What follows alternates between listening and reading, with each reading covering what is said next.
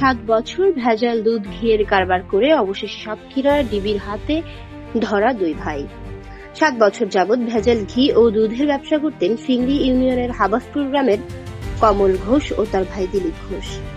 অবশেষে গোয়েন্দা পুলিশের জালে ধরা পড়েছেন তারা। শনিবার দিনগত রাত 9টা থেকে 11টা পর্যন্ত ডিবি পুলিশের একটি দল হাবাসপুর গ্রামে এই অভিযান চালায়।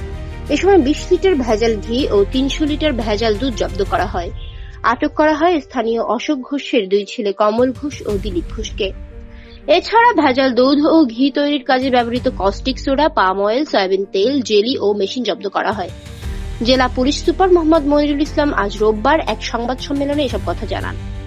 পুলিশ সুপার আরও জানান, গোয়েন্দা পুলিশের পরিদর্শক ওসি মোহাম্মদ নিজামুদ্দিন মোল্লার তত্ত্বাবধানে এসআই রুবেল আহমেদের নেতৃত্বে এসআই শিমুল পারভেজ সহ গোয়েন্দা পুলিশের একটি দল এই অভিযান চালায়। প্রাথমিক জিজ্ঞাসাবাদে ভেজাল দুধের কারবারি কমল ও দিলীপ এসব বিষয় স্বীকার করেন। তারা বলেন 500 গ্রাম দুধ ও 500 গ্রাম পাম অয়েল দিয়ে বিক্রয় করা হয়। এছাড়া সয়াবিন তেল ও জেলির সাথে মাখন মিশিয়ে জাল দিয়ে ঘি বানাতেন তারা। দীর্ঘ 7 বছর যাবৎ এই ব্যবসা করে আসছেন।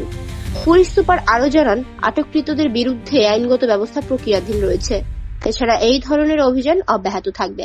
সাতক্ষীরা জেলা পুলিশ গোপন সংবাদের মাধ্যমে জানতে পারে যে কতিপয় অসাধু চক্র ভেজাল দুধ তৈরি করে অধিক মুনাফা লাভ করছে।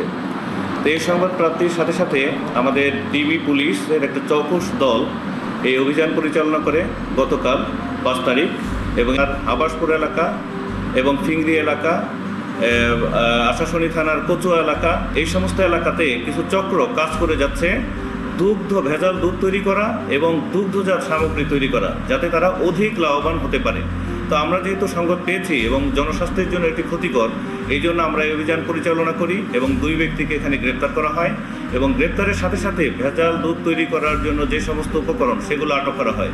যেমন এখানে 260 লিটার ভেজাল দুধ, তার সাথে সয়াবিন তেল, কৃত্রিম জেলি এবং তার সাথে কিছু ভেজাল ঘি, এগুলো দিয়ে কিছু মেশিন এবং এটাকে যেন এই তরল দুধের যে ঘনত্ব সেগুলো যেন ঠিক রাখা হয়, এইভাবে তারা এই কাজটা করে। অর্থাৎ এখানে ঘি তৈরি হয়, এখানে দুধ সেটা ভেজাল তৈরি হচ্ছে, অর্থাৎ একাধিক প্রোডাক্ট এখানে তারা তৈরি করছে। তো এটা জনস্বাস্থ্যের জন্য যেহেতু ক্ষতিকর, আমরা আমাদের যে সমস্ত অভিযান রয়েছে অভিযানের পাশাপাশি জনস্বাস্থ্যের জন্য ক্ষতিকর এই বিষয়গুলোকে আমরা অভিযান অব্যাহত রাখবো এবং যারা ধরা পড়েছে তাদের বিরুদ্ধে আমরা আইনগত ব্যবস্থা নিব। এটা স্পেশাল পাওয়ার অ্যাক্ট বা আমরা যে ভেজাল দুধের যে বিষয়গুলো রয়েছে সেগুলো আমরা দেখব।